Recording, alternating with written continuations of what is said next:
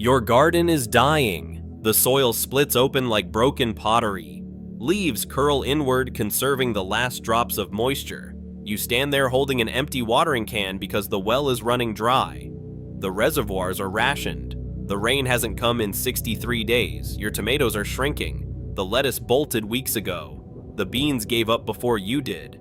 And somewhere in the back of your mind, a thought settles in. This isn't a bad season. This is the new normal. Aquifers are collapsing, snowpack is shrinking, rain patterns are shifting, and your entire food backup plan depends on water falling from the sky. That's a problem. But here's what almost nobody talks about. 500 years ago, in a valley surrounded by salt lakes and unstable wetlands, a civilization fed millions of people without irrigation pumps, without fossil fuels, without groundwater extraction, and without praying for rain. They built gardens that watered themselves. They called them chinampas. And what they understood about water could decide whether your backyard produces food in a drought or fails completely. The real problem you're trying to solve. When you water a traditional garden from above, physics works against you. Water hits the soil surface and three things happen. First, evaporation. Heat and wind pull moisture straight back into the air. Second, runoff. If soil is compacted or crusted from dry spells, water sheets sideways. Third, deep percolation. Water drains straight past the root zone before plants can absorb it. Studies show up to 60% of irrigation water never reaches plant roots. You're watering the atmosphere, you're watering the sidewalk, you're watering the groundwater table, but not your crops. And drought makes this worse. Dry soil becomes hydrophobic. It repels water. Rain hits like it's landing on wax. Instead of soaking in, it runs off. The drier it gets, the less efficient watering becomes. Traditional gardening assumes regular rainfall. Collapse that assumption, and the system collapses with it. What the Aztecs understood that we forgot. Water doesn't only move downward, it moves upward through capillary action. The same force that lets a paper towel absorb spilled coffee allows moisture to climb through soil particles toward plant roots. Water follows molecular attraction. It doesn't need gravity. The Aztecs built their agriculture around this principle. Instead of pouring water from above, they created a constant water source beneath the soil. Moisture rose upward naturally. Roots grew downward toward stability. Minimal evaporation. No runoff, no waste. That was the chinampa system. How the original chinampas worked. In the shallow lake beds around their capital, Tenochtitlan, farmers created long rectangular growing beds. They drove wooden stakes into the lake bed, wove reed fences between them, layered lake sediment, decomposing vegetation, and mud. They raised these beds just above water level. Between each bed were canals. Those canals weren't just for transportation, they were reservoirs. Nutrient-rich lake water wicked upward through the soil. Roots accessed constant moisture from below. The upper soil layers stayed oxygenated. The lower layers stayed hydrated. It was self-irrigating. No pumps, no grid, no rainfall dependence. And the productivity was extreme. Multiple harvests per year. Maize, beans, squash, peppers, tomatoes. Historians estimate chinampas supplied the majority of food for a city of over 200,000 people. Modern researchers call it one of the most productive agricultural systems ever created, and the physics behind it still works.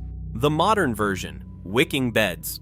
You don't need a lake. You need a contained reservoir beneath your soil. This is called a wicking bed. The principle is identical. Step 1. Create a waterproof container. Raised bed lined with pond liner. Stock tank. IBC tote cut in half. You are building a controlled aquifer. Step 2. The reservoir layer. 6 to 12 inches of coarse sand or aggregate that can hold water while allowing movement. Step 3. Install a vertical fill pipe. PVC works fine. You will never water from above again. Step 4. Separate reservoir from soil using landscape fabric. Step 5. Add 12 to 16 inches of quality soil mix. Compost. Coconut coir. Native soil. Then soak once from the top to establish capillary connection. After that, water only through the pipe. Moisture rises naturally. As long as the reservoir contains water, your plants are insulated from drought stress. Why this changes everything in a water crisis. Wicking beds reduce water use by up to 50%. Some gardeners report going weeks, even months, between refills. Evaporation drops dramatically because the surface stays relatively dry.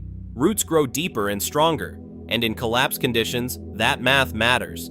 If water is rationed, traditional gardens fail first. A well-designed wicking bed can stretch limited water supplies through an entire dry season. This is survival arithmetic. Extra layer. Add hugelculture integration. Here's something the original transcript didn't expand on. You can improve a wicking bed by incorporating woody debris at the bottom of the soil layer. This mimics hugelculture. Wood absorbs water like a sponge and releases it slowly over time. It also decomposes gradually, feeding soil biology. This increases moisture retention and long-term fertility. Closed-loop systems survive longer. Another upgrade. Mulch is not optional. If you skip mulch, you are sabotaging the system. A thick organic mulch layer reduces surface evaporation, protects soil microbes, stabilizes temperature, slows weed growth. In extreme drought, mulch can reduce water loss by another 20 to 30%. Water security isn't one trick, it's layered defense. Mistakes that will ruin the system. Make the soil too shallow and moisture reaches the surface and evaporates. Use heavy clay alone and you create anaerobic conditions. Skip the overflow drain and heavy rain floods roots. Ignore reservoir monitoring and plants crash unexpectedly. Precision matters.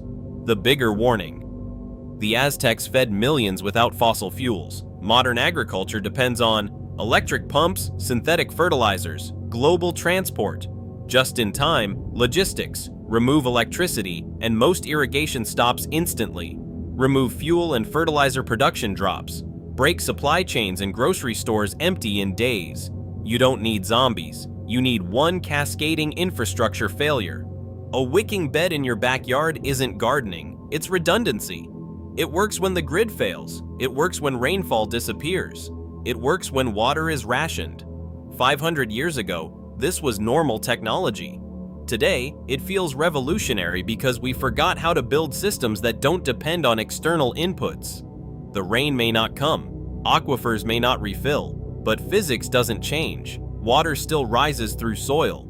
The question isn't whether drought is coming. The question is whether your food system depends on hope or design. The Aztecs already solved this. Now it's your move.